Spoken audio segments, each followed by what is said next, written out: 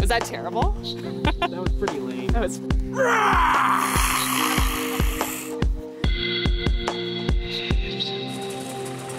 Yes, it's Grizzbait, the Canadian alpine ride where you don't need to be first, but you definitely don't want to be last, unless you like feeding the grizzly bears.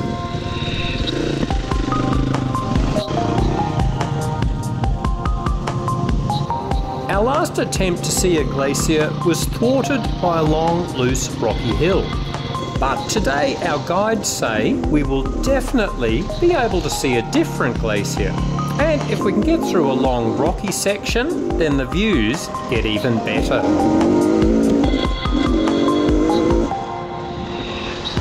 This year, Grizzbait is near the Alaskan border, and as always, it's an international affair, with riders from Bulgaria, South Africa, the USA, United Kingdom, and Australia.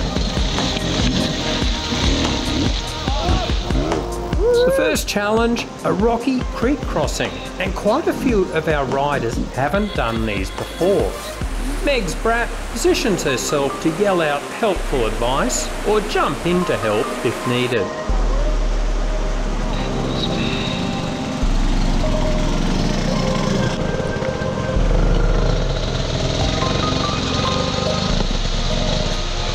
Speed is critical with wet rocks. Too much speed, you can see things get hairy.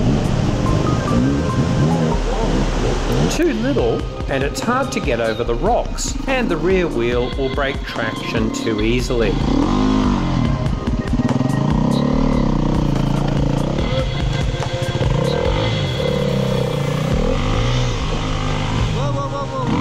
I'm really looking forward to not only filming the glacier today, but filming Megs through the rocky section.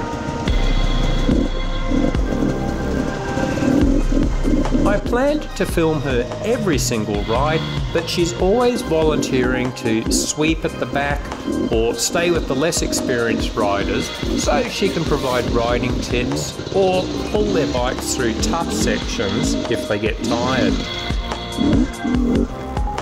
But today it's a promise, I get to film and chase her through a rocky section. That's if I can keep up.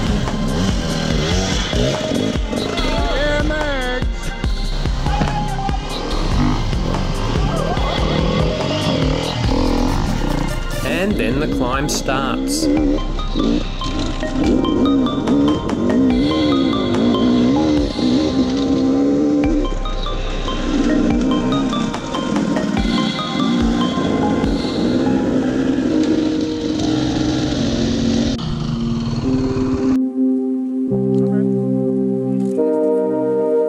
View is absolutely breathtaking, maybe. A bit shaky. Very shaky. Oh yeah, it'll do. Acceptable? Yeah. Awesome.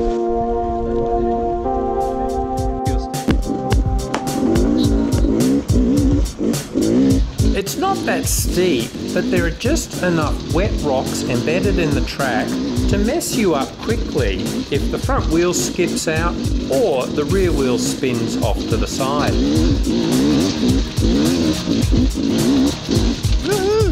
That's all good practice.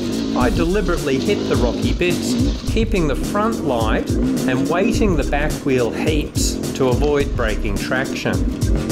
These rocky sections are getting pretty slippery now, it's wet.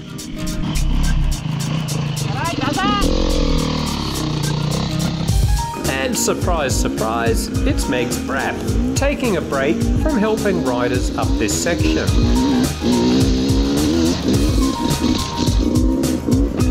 The tricky bit with filming Megs is actually staying with her. This is just her fast cruise pace, but as I slip around on the rocks, she shoots ahead as usual. I realised too late I'll also need to pick the good lines like she's doing if there's any hope of filming her close up. feel a bit guilty shooting past all these guys instead of helping, but this is too much fun. I figure we can always head back if we don't see them at the next rest stop in a few minutes.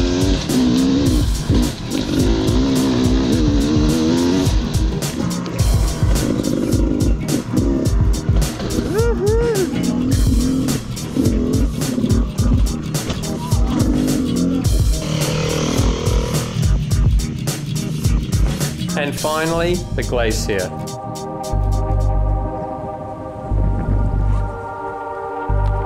Simply breathtaking.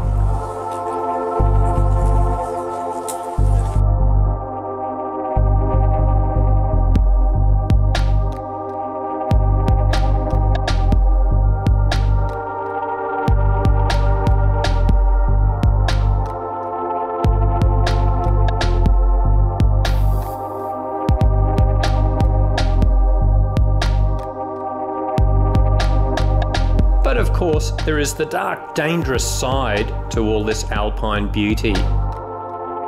It's common in the alpine areas to find frozen, stranded riders from previous riding seasons. This one's name was evidently Dan. Very sad to see. Rest in peace, Daniel.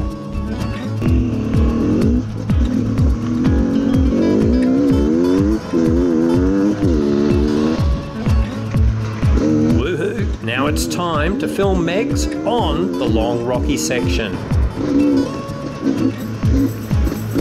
The only problem will be catching her now that I fumbled with turning my camera on. Dull.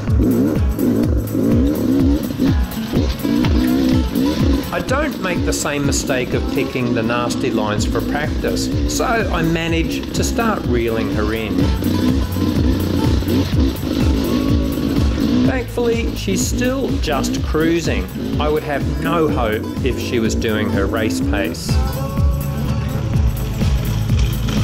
Woohoo!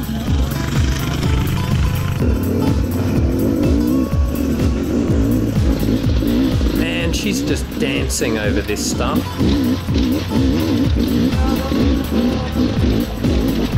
This is where the beta cross trainer definitely feels too twitchy, especially with the stock suspension setup.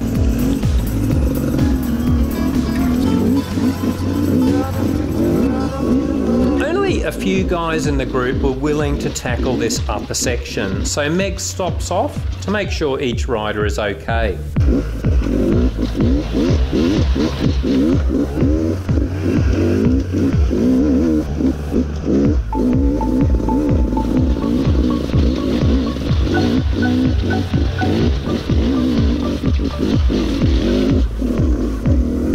Ah, bugger.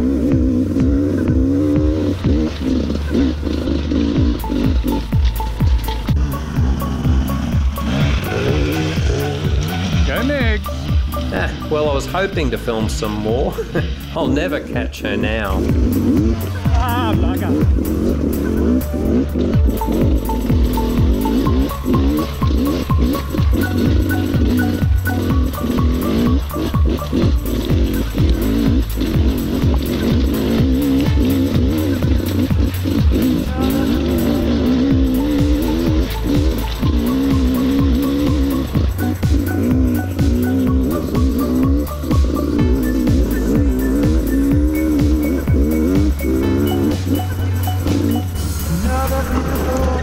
Yeah, baby!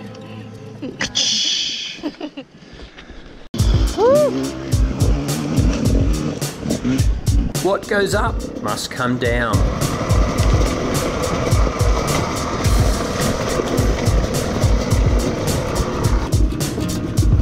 We head back down the same track, collecting riders along the way. Hey, Megs! Why, hello there! How are you? Not too bad! Oh, look at her go. I made a bit of a hole. Gotcha. I've always wanted to get a close-up.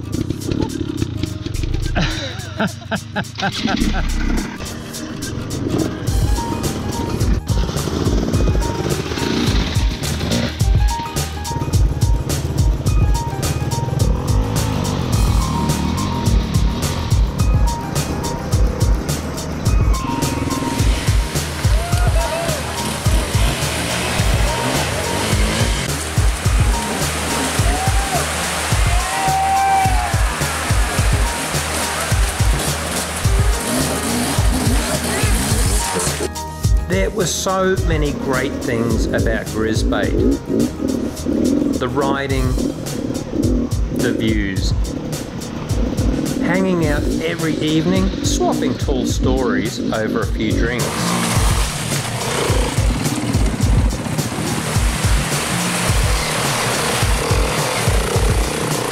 But one of the highlights for me was seeing so many guys becoming more confident in their riding as the week progressed.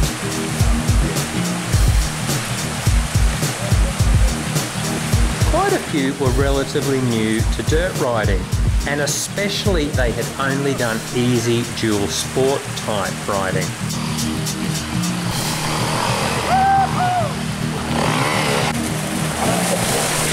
So it was inspiring to see huge grins on their faces when they got over logs, through creek crossings, up slippery climbs and ploughing through snowbanks.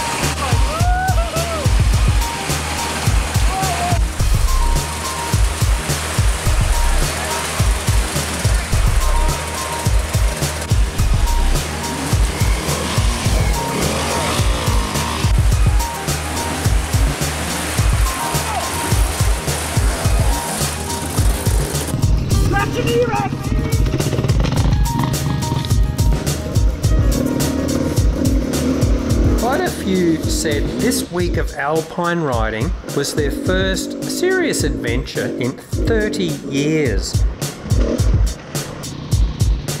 They had forgotten what it was like to really challenge themselves in the great outdoors. There was a lot of talk about working less, playing more, and getting back into adventures like this before it's too late. Me? I can't agree more.